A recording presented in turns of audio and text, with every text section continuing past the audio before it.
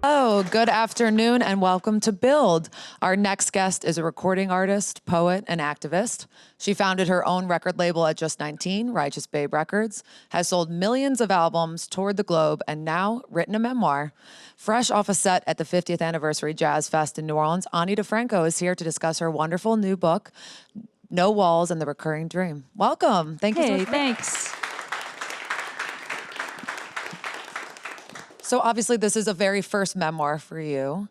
I'm curious, at what point did you know this was the time to distill these years into maybe a new medium? I mean, the idea kind of wafted around for a couple decades. And originally, it was going to be sort of part handbook, how to be independent in the music industry, blah, blah, blah, maybe some remembrances by me.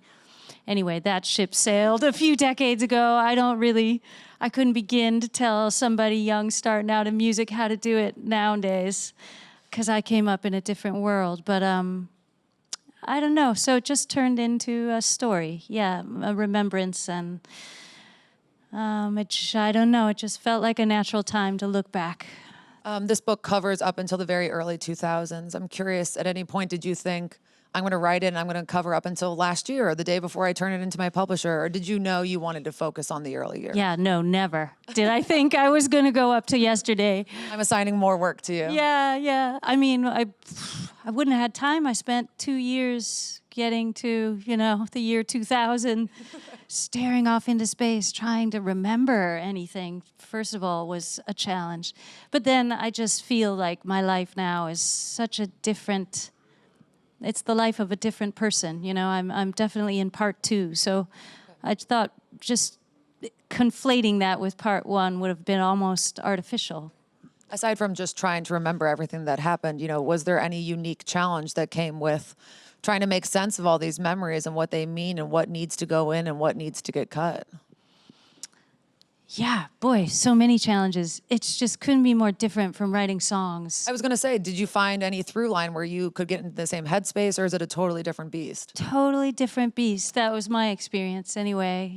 Writing songs, I've been trying to explain to people, it's sort of like a moment of alignment, and it's like an event, something happens. And this was like whittling for 2 years, just sit down and chip, chip, chip, and not really sure in any given moment what's happening. Am I on track? Am I off track?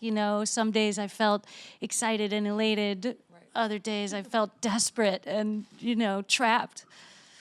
But I got to the finish line somehow. So, yeah. This book comes out, it's a wide release tomorrow, so really just a few hours away. Yeah. I'm curious, today, do you feel, is it like releasing your first record nerves, or is it a whole different amount of nerves? It's way more nerves. Really? Yeah. I guess I'm a little curious about that. For fans of you or people who have even, gotten to read this book in advance, there's a real gung-ho energy about your music and your life and all these stories. What about this brings sort of a new vulnerability for you? Well, I haven't heard feedback from my near and dear yet. Okay. And that I sort of had this sort of gauzy dread as the release date was coming. And I've narrowed it down now to my immediate family, and my near and dear that are in the book. It's a very revealing thing, this complete sentences game. And I signed up for it, and it was hard. The only way I can really do this, songs are similar too, and definitely the only way I could write this book was to pretend I was alone, But I'm about to not be able to pretend anymore, and I just hope that, my loved ones feel the love and respect, even though I'm sure I got it all wrong compared to any other individual. I would imagine that has to be some of the challenges. Obviously, we all see our own lives from the very singular perspective of our own. Yeah. At any point, did you take in other opinions where you said, I remember it this way. What do you guys remember from this? A little bit of help remembering from like my traveling companion, Heidi. She has a much more solid database than I, so I checked in with her a few times. Oh, that was 96, not 93.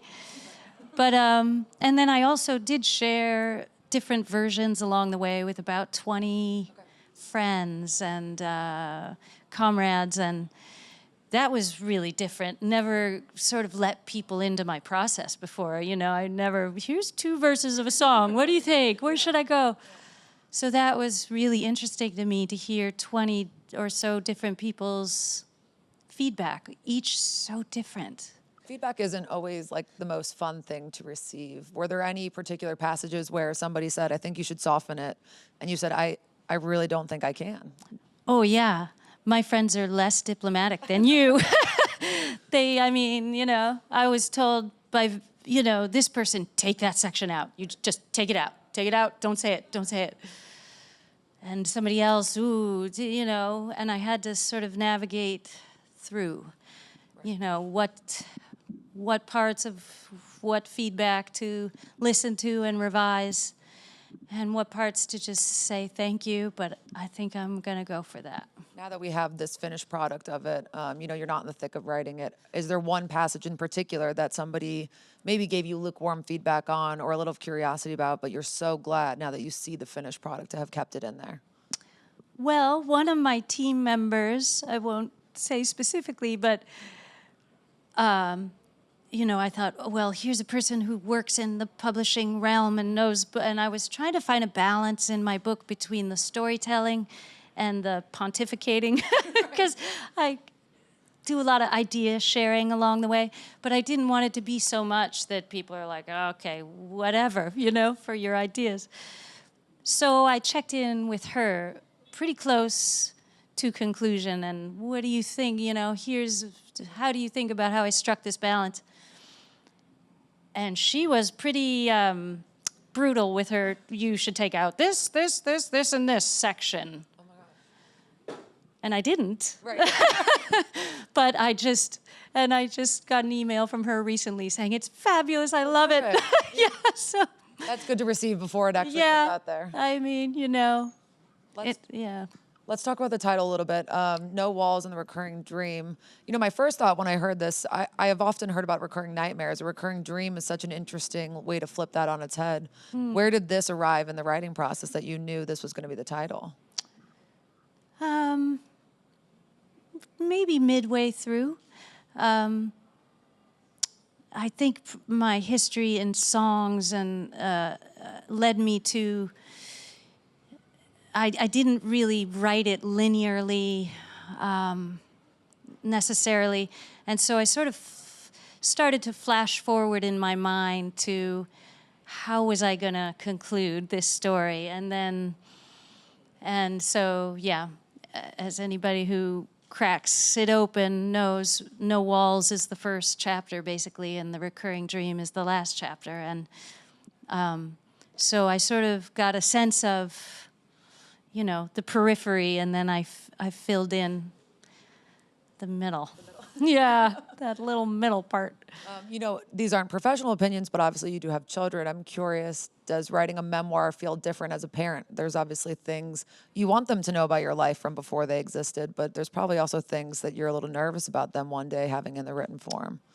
Yeah, see, you're blowing my my game of pretend altogether.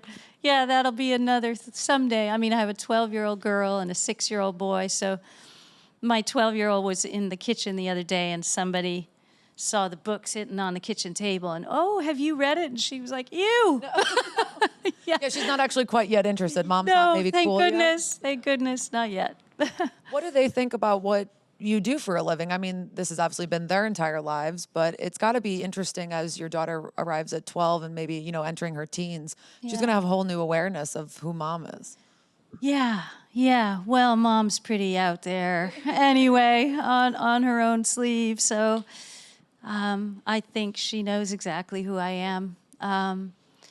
But it's funny now that she's sort of entering puberty, she's stepped back.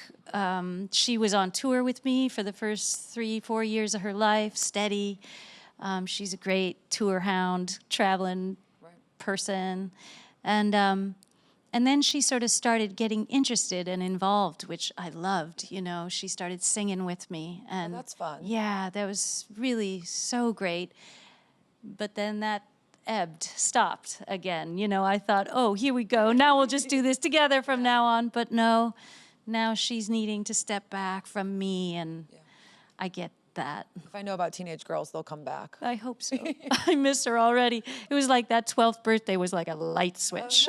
She was like, whoosh, I'm done with you, Mom. Oh. Yeah. You know, the prevailing theme really for a lot of your work, certainly this book, but also much of your music, is the female experience, you know, feeling like railing against this system that has declared us second-rate citizens and all of these things. And now we're in this moment of great change, you know, the Me Too movement and also the Time's Up movement. I'm curious how you digest those. Does it feel like this is actual lasting change as somebody who's been kind of having these conversations for decades already? Yes. Actual lasting change, absolutely. I think that I have to believe that that is the story of our time, that the real thing that's happening is an awakening, you know, in our society, and the political regression is the shadow side of what is a powerful and, of course, painful in many ways awakening. But I mean, this Me Too and Time's Up, you know, you can look at it as evidence that the lives of women are beginning to matter. and that's just so extraordinary. It's funny just talking about being a mom, and I almost felt a little queasy describing my experience of patriarchy and the parameters that I've felt around myself and my sense of possibility, because I don't think they are the same for my daughter. But that's a great feeling. Yes, yeah. Which is awesome. And I almost feel hesitant to tell her that she can't, that those parameters are there, because I want for her and her generation to prove me wrong. Yeah. You know, I think you talk about this a lot in the book, but there was such a pressure on you to be a young female voice who was kind of lonesome in saying these things. You know, there's a lot of press in the 90s saying you were one of the leading feminists of that age, but there wasn't like a ton of people who were rallying around you. Do you feel like now a young female artist doesn't have that same pressure to be the only one? Like the mantle and the weight has spread around a little bit? Well, I mean, I definitely feel less like a voice in the wilderness than I did for a long time. You know, you can feel the groundswell of activation, just happening in every walk of life, in every, neighborhood, and people who I can't sit on the sidelines any longer. I have to get involved. So I think that's thrilling. Right. And I've noticed it in my own daily life, just the receptiveness to, talk about stuff. I can drop the P word in polite conversation, patriarchy, and the people won't just recoil. Right. People now want to engage about it. Yeah. I think that you also said that it was sort of an extra level of scrutiny. It wasn't just pressure, that it was that your career got sort of measured against different standards in some ways. Do you think that there was a benefit to that in any way? It kept you more honest or more vigilant about certain things because people were kind of always ready to say, no, you said you stand for this. Like, what are you doing here? No, I don't think the pressure from the outside ever made me more honest or more on point. That comes from within, I think each of us challenges ourselves in our own way to be true to ourselves. And that's a very personal job. There was a great moment in the book where you talk about the fanatics or your super fans in a way, and how they're kind of the first ones not to turn on you, but to their wrath feels a little bit more strongly or more personal. It's obviously because they love you so much, but in those moments, in those relationships with your audience, how did you keep it where you felt positive about the entire relationship? Yeah, I mean, I guess, I try not to take it too personally, because I think although it seems, and in some ways is hyper-personal, I express these very intimate things, and somebody feels like they know me, they've had these intimate moments. It's actually, but then, I've recognized in those moments I'm sort of more of a symbol of something for this person than actually somebody they know. And so when I'm not treated like a human, or that I, have needs in that moment, or that, I try not to take it personally because I know it's just something that I'm representing for somebody. And it's almost, when you said, you know, it's because they love you, I think those moments when it's heavy, it's not about love, but about need, you know? It's about feeling maybe like you don't exist, which I can relate to, you know, in certain ways, aspects. And when you see yourself affirmed in your culture, in your society, in some way, it's just essential for people. So maybe, you know, for somebody coming along, my voice was the first time they felt themselves reflected. And so, you know, they desperately need more of that from me. But for each person, there's a different need, and I couldn't possibly satisfy all of that. I just have to keep being me and risk, of course, disappointing or pissing off, you know, who knows who. I'm curious, you know, when you, even what you're talking about now, people do come to you for different reasons. Certainly your music gets people through some very hard times. Where do you go for sort of a similar thing? You know, what's your outlet or your beacon of hope that you say, you know, I'm feeling so down, I need to listen to this or read this or think about this? I mean, all kinds of music, all kinds of music. So many people have carried me along, and books as well. I mean, books I can, at certain points in my life, have really been turning points for me, you know. I'm very grateful for that, you know, just becoming a reader early on, and how much that's expanded my horizons and freed me from whatever cage I felt psychologically in. Right. Yeah. One of the other things that gets discussed is the pressure of, you know, Righteous Girl Records or Righteous Babe Records. What you had to do was continue being a successful touring artist. You know, it was sort of all on the back of your own career to then support this company and like the proliferation of other ideas. And that's kind of what led to your burnout, which is where we sort of arrive at the end of this book. Yeah. I'm curious, where did you go in those following years to kind of rehabilitate your energy in a way?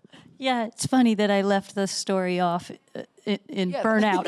I know. It's like, and now I'm a complete mess, and I've just crumpled and see ya. Yeah, but don't worry, I'll come back. I'll bounce back. Yeah.